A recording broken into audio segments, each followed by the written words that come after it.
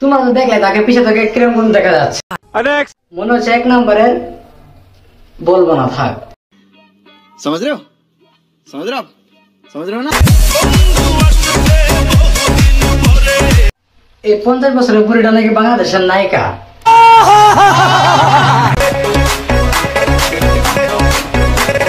আচ্ছা 50 বছরের বুড়ি ভাবি, তোমার কি একটু ঠান্ডা লাগছে না? তুমি এগুলো কাপড় পরে গেতেছ। সবকিছু নিজের মতো করে গড়ে নিতে পারে, তারই একটি অনেক বড় একটি বিষয় যেটি প্রমাণ করেছেন আমাদের লায়লা। ভাইরে ভাই, মনে হচ্ছে বিশাল বড় একটা সেলিব্রিটি, দর্শকের উপরে আবার হাত নাড়া দেয়, কিন্তু সে বুড়িয়ে গেছে সেটা জানেই না।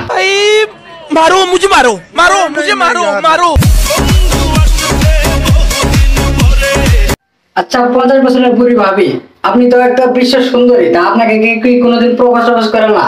বিয়ের অফার প্রতিদিনই প্রায় 100 খানিক পাই। দেখ মামুন দেখ, তোরে কোচি ভোটারে তুই ছেড়ে দিলি, তাকে তো এখন মানে ছোট ছোট ছেলেরা বিয়ে করতে চায়। बड़ा हरामी हो बेटा। কারণ ওর কিছু আর কিছু থাকার না থাক, তার তো টাকা তো আছে। আর এরকম লায়লা আমি দিনে 101টা জন্ম দিতে পারি। না মামুন না, তুই এটা ঠিক বলিস নাই, কারণ তোর মার বয়সের বেডিরা তুই এরকম বলতে পারলি। আজ একটা বিরাট ফাটাফাটি হইব, কারণ সে যতই বুড়ি হোক, তা তো তোর একদিন বউ ছিল। ভুল হয়েছে, ক্ষমা করে দেন। আপনার বয়স এখানে আসছে 36 বছর 4 মাস 29 দিন। সত্য? কাছাকাছি কাছাকাছি সত্য। ওকে। বাইরে ভাই, লাইলা ভাবির মতন নাকি মেয়েরে মামুন ছেড়ে দিল। মানে এরকম কি ভাবিরে কে ছাড়ে? प्यारी समझ गई। तुम्हें पता तो हो तुम्ही पे मैं फिदा हूँ।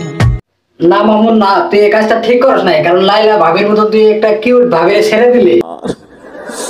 यार ये कितनी औसम है यार। আর এখন দেখি রাস্তার কোন একটা মেয়েকে তুই নিয়ে আবার টিকটক ভিডিও বানাস।